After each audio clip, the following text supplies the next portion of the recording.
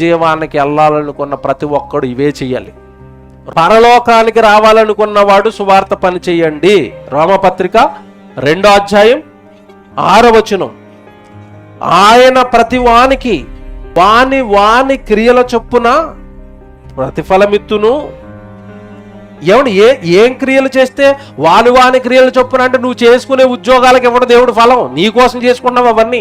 ఉద్యోగము, వ్యాపారము, సంపాదన నీ కోసం చేసుకున్న వాటికి ఇవ్వడు దేవుడు. ఇప్పుడు చెప్తున్నాడు ఏం చేయాలి, తర్వాత మాటలో చెప్తున్నాడు 7వ వచనంలో, సత్క్రియను ఓపికగా చేయుచు. ఏం చేయాలట? సత్క్రియలు.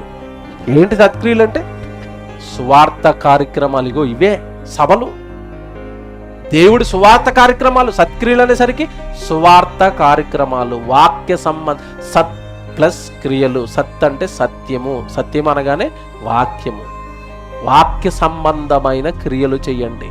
సత్క్రియను ఓపికగా చేయుచు మహిమను, ఘనతను, అక్షయతను వెదుకు వారికి ఆయన నిత్య జీవం. ఎవరికి ఇస్తారట ఈ వచనం ప్రకారం చెప్పండి? ఇప్పుడు ఎవరికి ఇస్తాడు?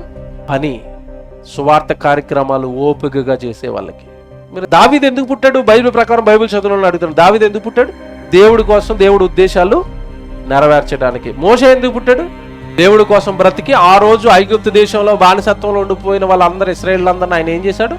విడిపించాడు. చూడండి, వీళ్ళందరి చరిత్రలు ఆలోచిస్తున్నప్పుడు ఒక్కొక్కరు పుట్టుక వెనకాల ఒక్కొక్క పని ఉందా లేదా?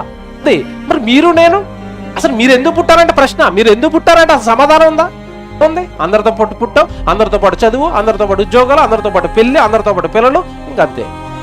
ఏముంది నీ జీవితంలో? దేవుడిది.